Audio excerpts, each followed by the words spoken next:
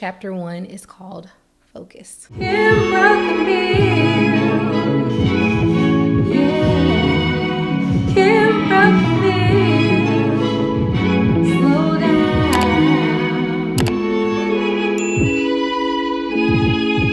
Focus. Take 1. Welcome back to the series called The Self-Discovery Guide. This chapter is chapter 1, where we talk about focus.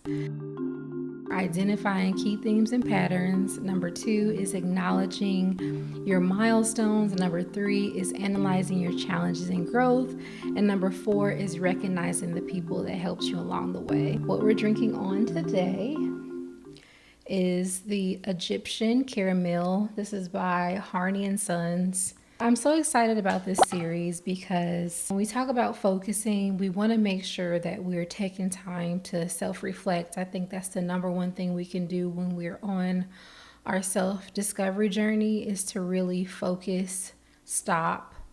And I talked about Stephanie O'Day's acronym for SLOW, which is simply look only within. Simply is basically, going back to basics and clarify the things that you're drawn to. But it doesn't have to be career related. I just think a lot of people identify with that because, we all have to make a living and support ourselves. So I start with careers. But you can make it anything you want. Perhaps you're a stay-at-home mom or you're a student. You can curtail these objectives to your lifestyle. The overall theme or approach is to slow down. I believe that when you're more mindful, you have a lot more clarity. In this video, you have the opportunity to identify key themes and patterns. Is my tea ready? I don't know. Oh, that's really good. Harney & Sons really knows how to get some good herbs.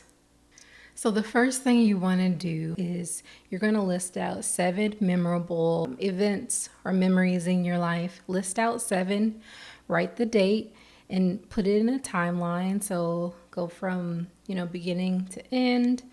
It could be when you were 7 years old to maybe last month. Write down 7 memorable items or events in your life with the date, if you can remember them, or the year, with the description. The action items for identifying key themes and patterns. Once you've done that, here are the 3 things that you want to do. Number 1, you're going to list your options or list the industries that you find this value in. Perhaps you are a mindful person that likes taking care of people. Maybe the industry you want to be in is in healthcare. So you want to write that down. And then I would get even more specific. Do you like working with children? Do you like working with adults? Then the second thing you want to do is seek out more education and training. So begin to look at those areas where you can increase your skill set. And the third thing that you want to do is build a portfolio to speak on that value that you add in that specific industry. That's number 1. There's 4 categories within focusing. And within those 4 categories are 3 action items. So you're leaving here today in this video with 12 action items. The second thing you want to do is to acknowledge major milestones. So the first thing you want to do when you list out these milestones, you want to update your resume. You're providing data on what you're capable of doing. So the second thing you want to do in acknowledging milestones is you want to work on your elevator pitch. Like, what is your story? The third thing you want to do is you want to apply to those jobs that you add value to. I don't know if it's the honey or the chamomile, but I'm feeling very relaxed right now. The third thing you want to do is analyze your challenges and your growth. When you analyze your challenges and growth, you're able to see areas where you are resilient. The number 1 thing you want to do is you want to look at the gaps. Where are your gaps? When you find those gaps, you want to reach out to a mentor that can help you. Number two, you want to develop a strategy. My challenge that I faced was living in big cities. I was overworked and underpaid in those big cities, so my strategy was to downsize and move to a smaller town. You know, it's better for my mental health. That's a strategy that I took. So you want to look at your challenges and strategize how to overcome them based off of the things that you wrote down here. The third thing you want to do is you want to shift your mindset.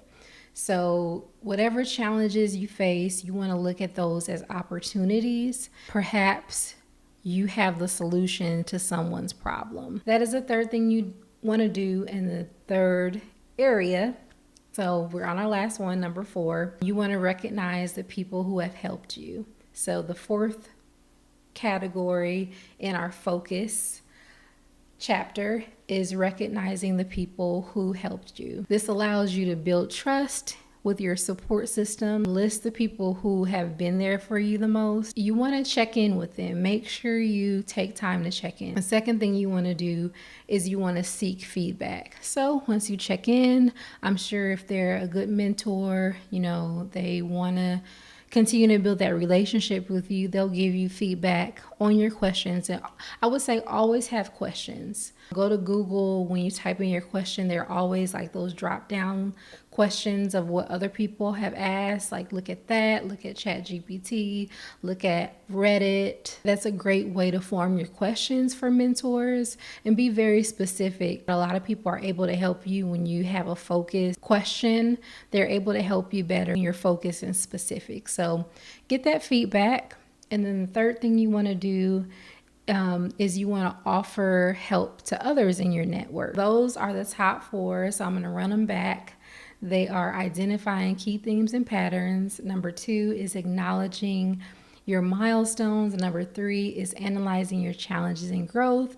And number 4 is recognizing the people that helped you along the way.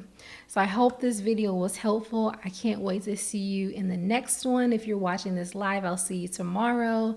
And remember, take time to smell the flowers.